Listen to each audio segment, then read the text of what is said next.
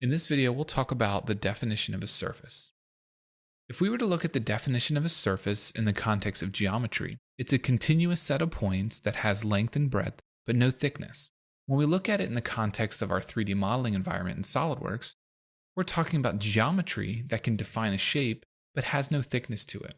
When we're dealing with something like this extruded boss on the top, we do a section view, you can see that the inside of this is all blue. It's solid geometry. If we were to go ahead and delete the outside face, we are turning it into a surface. So you can see it no longer has that solid geometry there. Now we can go back and forth between surfaces and solids, and we'll talk about this later in the video. But it's important to note that you can create the geometry, you can modify geometry without having the solid portion of it. And the geometry is still valid, and you can go back and forth between solids and surfaces. But you need to understand that the geometry you're creating has no thickness. So if you need to create that thickness, you'll have to go back and do it at a later point in time. Now you might be wondering why you would deal with solids or surfaces when you could deal with one or the other.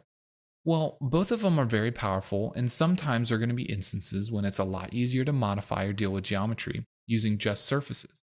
And a lot of times, especially when you're dealing with consistent thickness parts, such as plastic parts or consumer products and so on, it's going to be a lot easier for you to work with a single surface, the outside of the geometry or the inside, create all the geometry you need, and then convert it to a solid later on in time.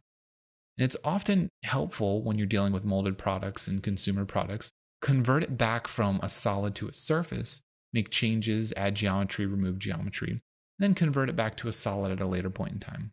Throughout this video series, we'll talk about all the different surfacing options, what they'll do for you, and how to go back and forth between the two. But it's important to note that a surface has no thickness, where a solid will have some marginal thickness, even if it's very thin.